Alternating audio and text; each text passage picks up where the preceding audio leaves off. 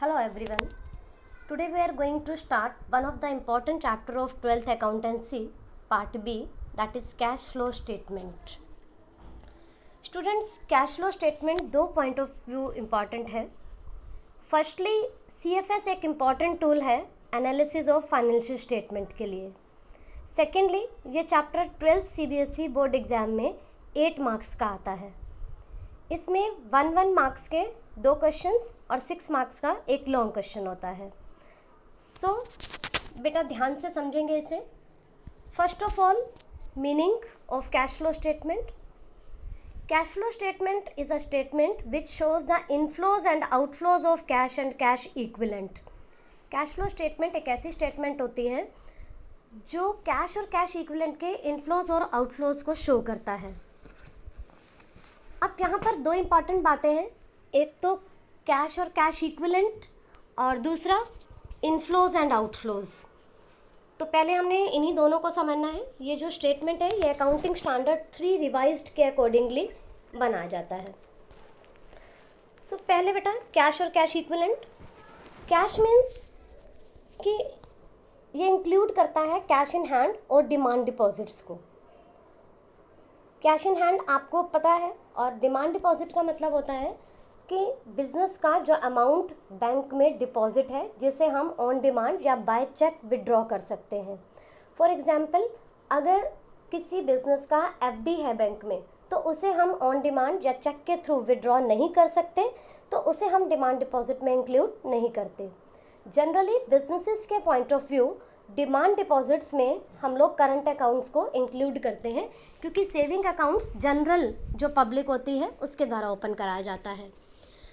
Second term है cash equivalent. Cash equivalent का मतलब होता है जो कैश के जैसा ही है. अब कैश इन हैंड और डिमांड डिपॉजिट तो कैश में आ गए, तो उसके अलावा कभी कभी बिजनेसेस कहीं ऐसा अमाउंट इन्वेस्ट करते हैं जो बहुत जल्दी उसे कैश में कन्वर्ट कर सकते हैं. बहुत जल्दी का यहाँ पर मतलब बेटा मैक्सिमम 3 मंथ्स होता है. और जब ये कैश में कन्वर्ट होते हैं तो इसमें कोई बहुत ज़्यादा रिस्क नहीं होता, बहुत ज़्यादा लॉस नहीं होता. तो दैट्स वाई कैश इक्विवेलेंट की डेफिनेशन बनती है, these are the short term highly liquid investments which are readily convertible into cash without any significant risk. इसके हम एग्जाम्पल्स ले सकते हैं. Current investment, treasury bills, commercial papers. Generally जो +2 CBSE में है वो करंट इन्वेस्टमेंट या इसी के ही जो दूसरे नाम हैं जैसे शॉर्ट टर्म इन्वेस्टमेंट या मार्केटेबल सिक्योरिटीज़, यही पूछे जाते हैं. सो कैश और कैश इक्विवेलेंट में हम क्या क्या इंक्लूड करेंगे? Cash in hand, cash at bank, short term deposits, current investment, short term investment या मार्केटेबल सिक्योरिटीज़ भी जिसे कहते हैं, और cheques and drafts on hand. तो बेटा ये जो कैश फ्लो स्टेटमेंट है, इसे जब हम इनफ्लोज और आउटफ्लोज हम कहते हैं कि कैश और कैश इक्विवेलेंट का प्रेजेंट कर रहे हैं, तो इसे 3 इंपॉर्टेंट कैटेगरीज के अंडर में प्रेजेंट किया जाता है. 1, cash flow from operating activities. 2, cash flow from investing activities. And the 3rd one is cash flow from financing activities. अब क्वेश्चन ये उठता है कि जब हम ये कैश फ्लो स्टेटमेंट बना रहे हैं जिसमें 3 मेन कैटेगरीज लेंगे, ऑपरेटिंग, इन्वेस्टिंग और फाइनेंसिंग, तो इसमें कौन सी ट्रांजैक्शंस को रिकॉर्ड किया जाएगा और किन ट्रांजैक्शंस को रिकॉर्ड नहीं किया जाएगा? बेटा जैसे इसके नाम से पता चलता है कैश फ्लो स्टेटमेंट, तो इसमें ओनली कैश ट्रांजैक्शंस को ही रिकॉर्ड किया जाता है. तो means the transactions which affect the cash and cash equivalent और which results in flow of cash are to be recorded in CFS. अब सेकेंड क्वेश्चन ये उठता है कि कैश फ्लो अराइज कब होता है, मतलब किन ट्रांजैक्शन से कैश फ्लो अराइज होता है, ये हमें कैसे पता चलेगा? तो कोई भी ऐसी ट्रांजैक्शन जिससे कैश या कैश इक्विवेलेंट इंक्रीज या डिक्रीज हो, तो हम कहते हैं कि वहाँ पर कैश का फ्लो हुआ. कैश फ्लो 2 तरह का, कैश इनफ्लो और कैश आउटफ्लो. पहले हम बात करते हैं इनफ्लो की. बेटा इनफ्लो का मतलब होता है cash is coming in the business, कि कैश बिजनेस में आ रहा है. एंड आउटफ्लो का मतलब होता है outgoing, means cash is outgoing from the business, cash business से जा रहा है. तो कैश इनफ्लो कब आएगा? जब कैश और कैश इक्विवेलेंट में इंक्रीज होगा. और कैश आउटफ्लो कब होगा? जब कैश और कैश इक्विवेलेंट में डिक्रीज होगा. तो आइए कुछ एग्जाम्पल्स की हेल्प से हम इसे समझने की कोशिश करते हैं. जैसे हमने फर्स्ट एग्जाम्पल लिया purchase of inventory for cash.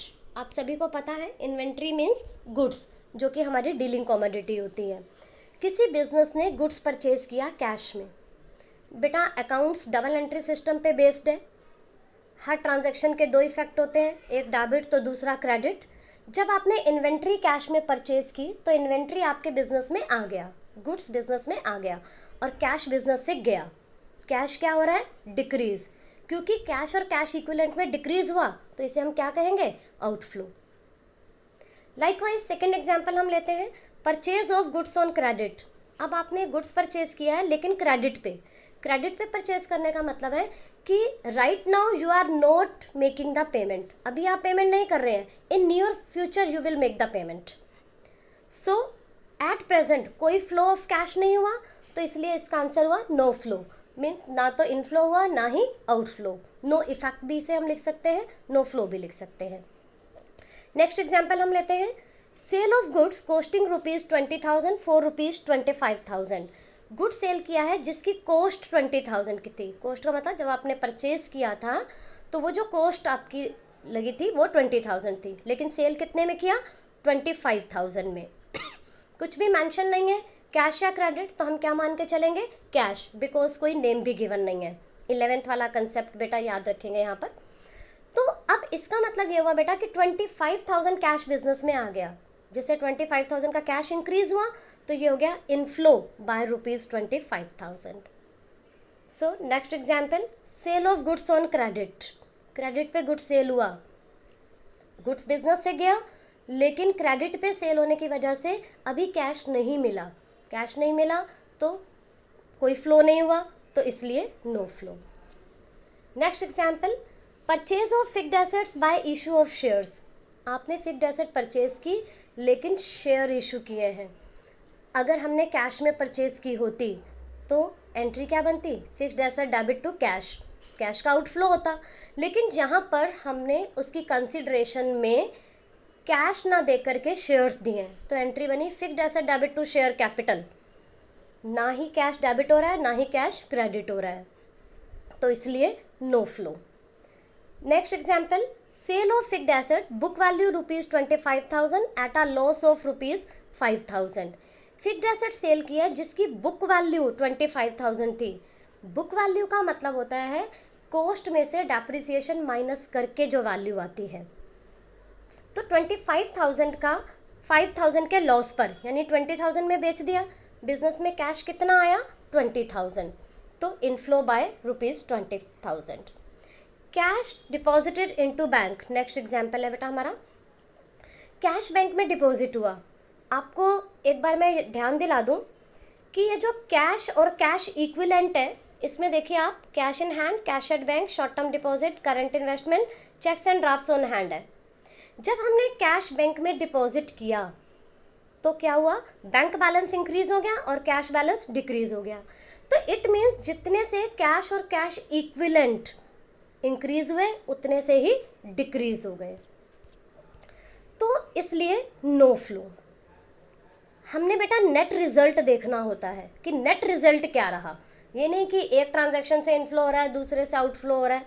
हमने जो नेट रिजल्ट है उस पर जो है वो जोर देना है। Next purchase of marketable securities for cash. Marketable securities cash में परचेज कर ली।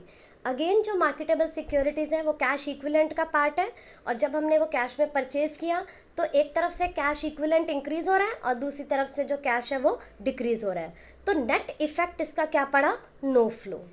तो इन सभी एग्जाम्पल्स को समझकर आपको एक बात क्लियर हो गई होगी कि अगर किसी ट्रांजैक्शन से एक आइटम कैश और कैश इक्विवेलेंट की हो और दूसरी नॉन कैश आइटम होगी तभी वो कैश को अफेक्ट करेगी, ओनली तभी उसे कैश फ्लो स्टेटमेंट में रिकॉर्ड किया जाएगा। आई होप सो बेटा ये सभी पॉइंट्स आपको क्लियर हो गए होंगे। Thank you and have a nice day.